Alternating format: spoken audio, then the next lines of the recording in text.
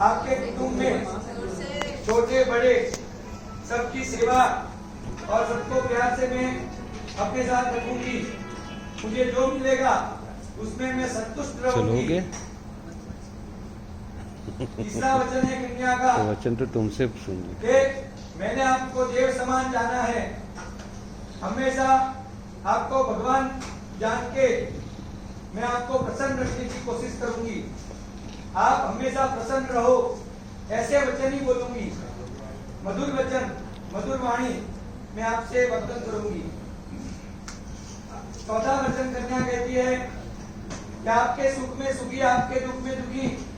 मेरे शरीर में जब तक प्राण है तब तक मैं आपकी आज्ञा का पालन करूंगी।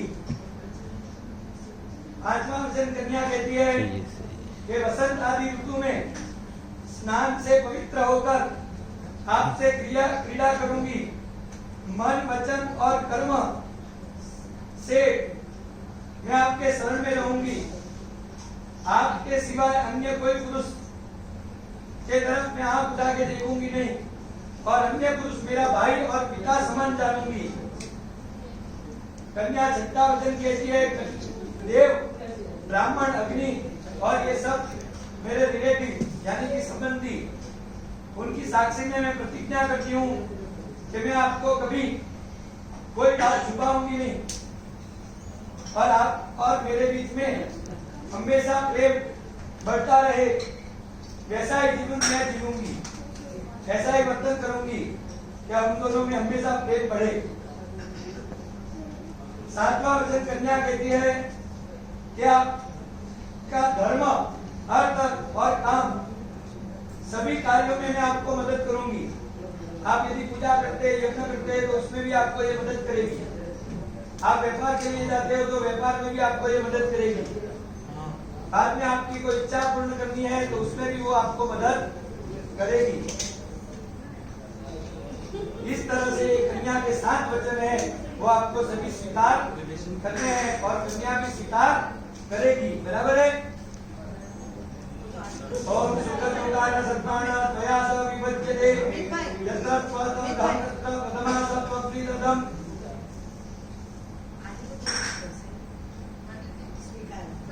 आगे नहीं, आगे हम भजन करवाएंगे। अपना वचन पढ़वाइए। हां, वचन पढ़वाइए। आप पढ़वाइए। आपकी पत्नी कब बनेगी? आप मां को बोलिए और उनके भाई को पहला जगह में घर में या ट्रैवल करने का यहाँ कहीं रखवाइए।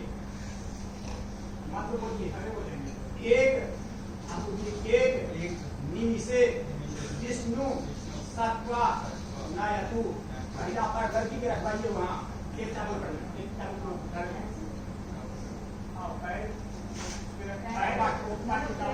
हाँ, फिर दूसरे का पर रखवाइए।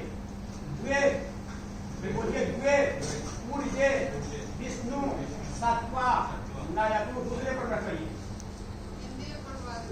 पढ़वाते हैं। तीसरा बोलिए त्रीणी रायस कोसाय विष्णु सत्वा नायतु, चौथा पर रखवाइए।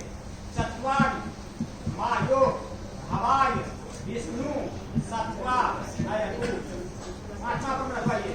पंच पशुभ्यो विष्णु सत्वा नायतु, छठा पर रखवाइए। षडरितो भ्यो विष्णु सत्वा नायतु, सातवां पर में सखे सप्तपदा भवसा मां मनुव्रता भव विष्णु सत्वा नायतु। 7 पर रखवा दिए। अब 7 के बाद क्या कहे आपने, ये बात हम हिंदी में पढ़े हैं, फिर आप उनको छोड़ दीजिए। पहला वचन कन्या कह रही है कि कोई भी तीर्थ यात्रा, कहीं भी तीर्थ स्थान लेकर जाएंगे, कहीं उद्यान में जाएंगे, कहीं बाग बगीचा में जाएंगे, जब दान आदि कर्म करेंगे तो मुझसे सलाह लेंगे। कहीं अगर जाएंगे तो अपने लड़की से पूछेंगे कि हम जा रहे हैं, ज्यादा स्ट्रिक्ट है। परमिशन लेंगे उनसे। हाँ, बोलो। देवताओं के लिए हव्य और पितरों के लिए कब, देवताओं के लिए फल फूल ये सब, पितर के लिए पिंडदान जो गया में जाकर करते हैं, ये सब जो काम करेंगे तो उसमें आप अपनी पत्नी से सलाह लेंगे। 4:30 सीरियसली वो बोले सब काम करने से पहले मुझे ले लेंगे तीसरा वचन कहती है परिवार में शेयर मार्केट अगर आप जाएंगे कल से गाय खरीद लेंगे, भैंस खरीद लेंगे, 5 गाड़ी खरीद लेंगे, सब कहेंगे आप सफा करो, उनसे होगा नहीं तो वो क्या करेगी, इच्छित करेगी। तो आप उनसे सलाह लेंगे कि हम खरीद करते हैं सब। अगर वो सलाह लेंगे तब ये वो कहेगी हाँ खरीद लीजिए, खरीद लीजिए, नहीं खरीद लीजिए, नहीं खरीद लीजिए, तो आपके बाएं अंग में जाएगी वो। तीसरा वचन। चौथा वचन कहती है घर में अन्न आदि जो कुछ घर में आवे उन सबको संचित रखना और मेरी सलाह से उचित रूप में खर्च करना। आप कहीं जाते हैं कमाने के लिए, विदेश भी जाइए, कमा के ले आइए, घर में इनको दे दीजिए। सही बात है। करना ही पड़ेगा। तब अगर आप किसी को दीजिएगा, चाहे अपने बहन को दीजिए, चाहे किसी को दीजिए, उनसे सलाह दीजिएगा कि हम खर्चा करते हैं। अगर वो पहले खर्चा करना है तो नहीं करना है, अगर करना है तब ये आप उनको दीजिए किसी को। स्वाति कान बंद कर लो। क्या है सही? स्वाति हाँ, चौथा वचन। कान बंद कर। पांचवा वचन का रही है यदि आप मंदिर मत में, सुनो है ना। बाग में, तालाब कभी पुराने जख्म याद आ जाते हैं। करेंगे, प्रतिष्ठा पूजा करवा देंगे अपने घर में, ये सब कुछ काम करेंगे, उस सब अलग काम में आप उनसे सलाह लेंगे। तो सलाह लेंगे तभी आप मंदिर बना देंगे, जो भी सामूहिक काम करेंगे तो तभी उनको दोनों के घर में होगा। तो दोनों सलाह विचार करके तभी आप छठा बात पढ़ी है। खत्म नहीं करो। अभी छठा हुआ ना। आप तीसरी बात, अगर आप देश में रहे चाहे विदेश में रहे, कार्तिक व्यापारी वस्तु को खरीदने बेचने के प्रबंध में उसमें मेरी सलाह लेंगे। अगर आप जाएंगे विदेश में या कहीं भी व्यापार करेंगे तो उनकी सलाह आपको लेना पड़ेगा परिवार से। अगर वो कहें कि ठीक है आप जाकर व्यापार कीजिए तभी आप व्यापार कर सकते हैं, वो सलाह है आपको मंजूर। नहीं कहेंगे तो नहीं जाना होगा, फिर घर में रहना। क्या विचार रही है? हाँ, अब सातवां विचार कर रही है अगर आप आपकी बाएं अंग में चली आएगी तो कोई दूसरा स्त्री अगर कितना ही सुंदरी क्यों न हो उसके ऊपर निगाह नहीं करना है। आपके बाएं अंग में वो जाएगी, नहीं तो बाएं अंग में वो मंजूर नहीं है। भाई नयन दर्शन तो करे कि नहीं बेचारा।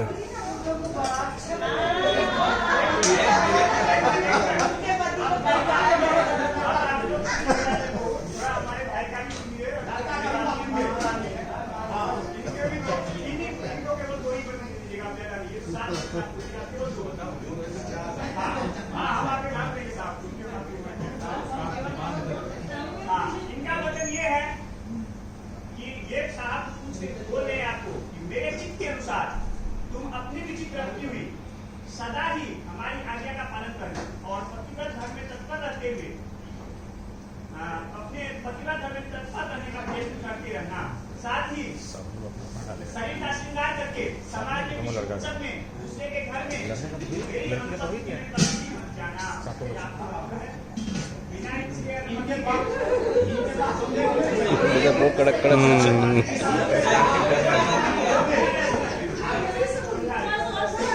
कोई काम न करे तो बगैर पति के अनुमति से किसी के घर में नहीं जाना। ये बात हुई। और बाकी बात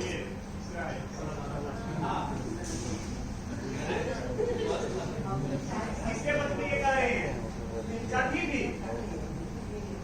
भी किसी भी गलत तरह के पुरुष के संगति में नहीं जाना और इनके अनुमति के बिना आप कभी भी किसी के यहाँ कोई पार्टी, कोई फंक्शन, कोई प्रोग्राम हो रहा हो, जब तक किसे पूछे नहीं, किसे परमिशन नहीं मिले तब तक नहीं जाना। किसी भी शराबी आदमी हो, कोई जुएरी आदमी हो, उनसे दोस्ती कभी नहीं करना। ये भी दूसरे वचन नहीं आपसे करना। तीसरा वचन सबसे मुश्किल है, अक्सर स्वाति सुनो। तीसरा वचन स्वाति रात्रि के समय बगीचे में, मदिरालय में मतलब शराब खाने में या मदिरा पीने वालों के मार्ग में, राजा के दरबार में या फिर अपने पिता के घर में भी हमारी अनुमति के बिना कभी मत जाना। ये तीसरे वचन यानी कहने का तात्पर्य है कि कहीं अगर अपना बगीचा है बाहर में तो रात में कुछ भी हो जाए तभी चले जाना है। अपने गांव के घर के अगल बगल में कोई शराबी जुएली अगर है, अगर आप देखते हैं तो उनके देख के अपने घर में रह जाना है, उधर उधर जाना ही नहीं है। तीसरा बात ये हुआ कि पिता के घर में कोई भी फंक्शन हो, चाहे शादीशुदा हो, आपके पति अगर बाहर ना तो इनके जगह अपने पिता के घर भी नहीं आना चाहिए। ये तीनों बात अगर मंजूर है आपका तो ठीक है, करिए आप। इनके अनुमति के बगैर नहीं जा सकते।